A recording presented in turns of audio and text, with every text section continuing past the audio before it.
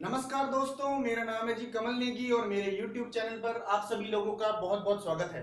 दोस्तों, आज मैं आप लोगों को बताने जा रहा हूं पार्लियामेंट ऑफ इंडिया में जो जूनियर क्लर्क की वैकेंसी निकली थी उसके एग्जाम पैटर्न के बारे में। तो दोस्तों बहुत ध्यान से सुनिएगा और इस वीडियो को अगर आप पूरा देखेंगे तो आपको एकदम क्रिस्टल क्लियर हो जाएगा कि मुझे पार्लियामेंट ऑफ इंडिया में जूनियर क्लर्क की पोस्ट पर लगने के लिए पेपर में क्या कुछ आएगा। तो दोस्तों ध्यान से सुनिए। टोटल नंबर ऑफ पोस्ट है जी 31 वैकेंसी है टोटल जूनियर क्लर्क के लिए लोकसभा में। जो वेबसाइट है जी www.loksabha.nic.in www.loksabha.nic.in पर लॉगिन करके आप इस डिटेल के बारे में पढ़ सकते हैं। एडवर्टाइजमेंट नंबर है जी 7/2017। फिर उसके बाद बात करें सर सिलेक्शन प्रोसेस की कि सिलेक्शन प्रोसेस के लिए मुझे किन स्टेप से होकर के गुजरना पड़ेगा। तो सर देखिए, सिलेक्शन प्रोसेस के लिए मेरे पास दो स्टेप हैं। एक है जी पेपर 1 प्री एग्जाम, देन उसके बाद paper 2 main exam.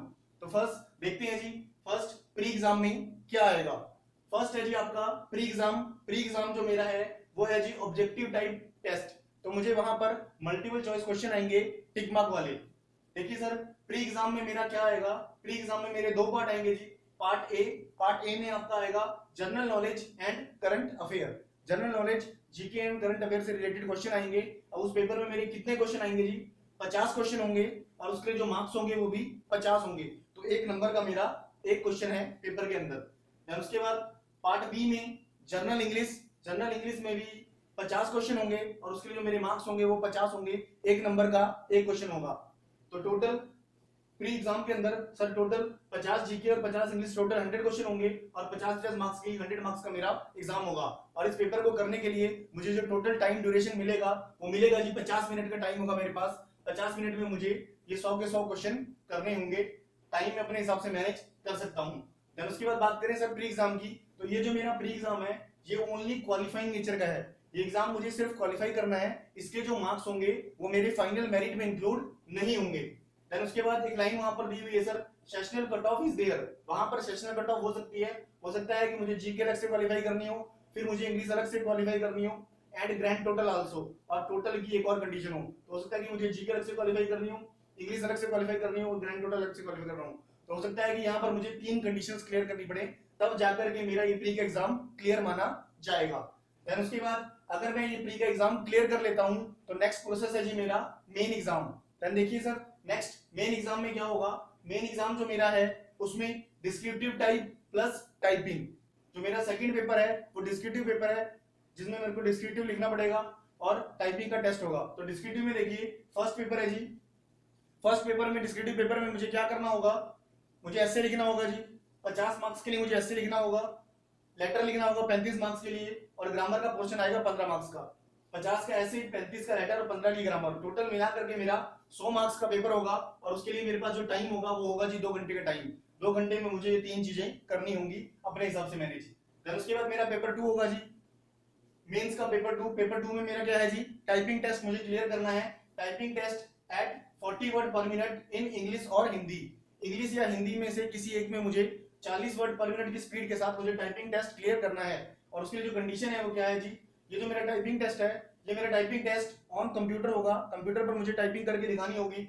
Not more than 5% error, मुझे 5% से ज्यादा एरर नहीं करनी है, यानी कि मुझे 95% एक्यूरेट लिखना है। नेट स्पीड मेरी 40 वर्ड पर मिनट होनी चाहिए। ये भी मेरा टाइपिंग टेस्ट भी मेरा 100 मार्क्स का होगा और उसके लिए मुझे 10 मिनट का पेपर के अंदर टाइम मिलेगा। तो 10 मिनट में मुझे 40 की स्पीड से इंग्लिश या हिंदी में टाइपिंग करके दिखानी पड़ेगी। तो ये होगा जी मेरा मेन एग्जाम। देन उसके बाद सर 2-3 बातें बहुत ही ज्यादा इंपॉर्टेंट है जो मैं नोट में आप लोगों को बता रहा हूं और इन बातों को बहुत ध्यान से सुनिएगा। मैं थोड़ा सा क्लैरिफाई करूंगा। फर्स्ट है जी नोट में एक क्या है, the candidate will have to qualify paper 1 and paper 2 in same stream must. इसका मतलब क्या है, देखिए कि डिस्क्रिप्टिव, मान लीजिए अगर आप डिस्क्रिप्टिव पेपर इंग्लिश में देते हैं तो आपको टाइपिंग का टेस्ट भी इंग्लिश में क्लियर करना है, मतलब दोनों पेपर सेम मीडियम में क्लियर करने हैं। अगर आप डिस्क्रिप्टिव इंग्लिश में क्लियर करते हैं तो आपको टाइपिंग भी इंग्लिश में क्लियर करनी है, और अगर आप डिस्क्रिप्टिव हिंदी में देते हैं तो आपको हिंदी टाइपिंग क्लियर करनी है। मतलब मेरा दोनों के दोनों पेपर 1 और पेपर 2 का मोड सेम होगा। ऐसा नहीं है कि मैं एक इसमें करूं और एक इसमें करूं। ये क्योंकि स्टेनोग्राफर में 2 टाइप की पोस्टें निकली हैं, एक इंग्लिश स्टेनोग्राफर और एक हिंदी स्टेनोग्राफर।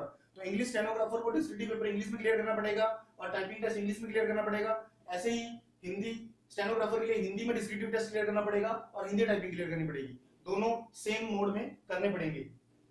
और नेक्स्ट देखिए फिर क्या कहता है, द नेक्स्ट नोट क्या है, the answer of paper 1 will be evaluated who qualify paper 2 type test at the speed of 40 word per minute. अब मान लीजिए मेरा पेपर 1 हो गया है डिस्क्रिप्टिव पेपर, देन उसके बाद मेरा टाइपिंग टेस्ट होगा, तो पेपर 1 केवल उसी कैंडिडेट का चेक होगा जिसका टाइपिंग टेस्ट क्लियर होगा। मतलब अगर मेरा टाइपिंग टेस्ट क्लियर नहीं होता है तो मेरा डिस्क्रिप्टिव पेपर चेक नहीं होगा, मैं पहले ही बाहर हो जाऊंगा। तो मुझे दोनों में बहुत अच्छा परफॉर्म करना है। सर एक चीज और सुनिए ध्यान से, अब मान लीजिए कोई कैंडिडेट है जिसको हिंदी और इंग्लिश दोनों में टाइपिंग आती है, मतलब मान लीजिए वो हिंदी की टाइपिंग भी क्लियर कर देता है और इंग्लिश की टाइपिंग भी क्लियर कर देता है। तो यहाँ पर मान लीजिए अगर उसने पहले इंग्लिश में डिस्क्रिप्टिव का पेपर दिया है पर टाइपिंग उसकी हिंदी और इंग्लिश दोनों में क्लियर हो चुकी है, तो डिस्क्रिप्टिव तो उसने यहाँ इंग्लिश में क्लियर कर लिया है, तो उसे क्या होगा, अगर वो दोनों पोस्टों के लिए लगना चाहता है तो उसे, जैसे उसने एक इंग्लिश में डिस्क्रिप्टिव पेपर दिया है 2 घंटे का, देन उसके साथ ही वो एग्जामिनर को सबमिट कराए और नेक्स्ट अगले 2 घंटे में वो हिंदी का डिस्क्रिप्टिव पेपर भी दे, क्योंकि दोनों सेम पेपर 1 और पेपर 2 हिंदी की टाइप, मतलब डिस्क्रिप्टिव हिंदी में तो हिंदी टाइपिंग क्लियर करनी है, इंग्लिश में तो इंग्लिश टाइपिंग क्लियर करनी है, तो उसको दोनों डिस्क्रिप्टिव देने पड़ेंगे। और अगर वो दोनों डिस्क्रिप्टिव और दोनों टाइपिंग में क्लियर हो जाता है तो दोनों में से जिसमें उसके हाईएस्ट मार्क्स होंगे उसमें उसका सिलेक्शन होगा या उससे प्रेफरेंस ली जाएगी। देन उसके बाद फिर बात करें sir cut off percentage of marks, वहां पर सर एक पॉइंट और दिया गया है नोटिफिकेशन में, आप ध्यान से चेक कर सकते हैं। Cut off percentage of marks में वो बोलता है कि इन पेपर्स के लिए मेरी जो कट ऑफ होगी वो क्या होगी, वो हर कैटेगरी के लिए अलग अलग डिफाइन होगी। जैसे जनरल के लिए उसने बोला है जी 50% की कट ऑफ है, ओबीसी के लिए उसने बोला है 45% कट ऑफ, एससी और एसटी के लिए उसने बोला है 40% cut off in exam may be every part of exam. इसका मतलब एग्जाम 1 प्री में, एग्जाम 2 मेंस में, सब में सेशनल कट ऑफ में भी कट ऑफ हो सकती है। तो अभी आप मान करके चलेंगे कि अगर मान लीजिए आप जनरल कैटेगरी हैं तो आपको हर पेपर में कम से कम 50% मार्क्स लेने हैं minimum sessional cut of clear करने के लिए, अगर आप ओबीसी हैं तो 45%, अगर आप एससी एसटी हैं तो 40%। तो ये तो मेरी मिनिमम सेशनल कट ऑफ्स हैं। और देन उसके बाद मुझे टॉप ऑन टॉप मेरिट में आना है, जो मेरा फाइनल सिलेक्शन होगा वो मेरा मेन एग्जाम में मेरिट के बेस पे होगा। मेन एग्जाम में इसमें और प्लस टाइपिंग टेस्ट में 200 में से मेरी मेरिट बनेगी, तो मैं जितने ज्यादा मैक्सिमम मार्क्स लूंगा उतना मेरा कंफर्म सिलेक्शन होगा। दोस्तों अगर अभी तक आपने मेरे चैनल को सब्सक्राइब नहीं किया है तो आपको लाल रंग में सब्सक्राइब का बटन लिखा नजर आ रहा होगा, अगर आप उस पर क्लिक करेंगे तो आप मेरे चैनल को सब्सक्राइब कर लेंगे। और एक नीली घंटी का निशान नजर आ रहा होगा, अगर आप उस पर क्लिक करेंगे तो आप मेरे चैनल के साथ अप टू डेट रहेंगे। जैसे ही ऐसे ही कोई पेपर पास आएगा तो मैं आपको उसके एग्जाम पैटर्न के बारे में बताऊंगा।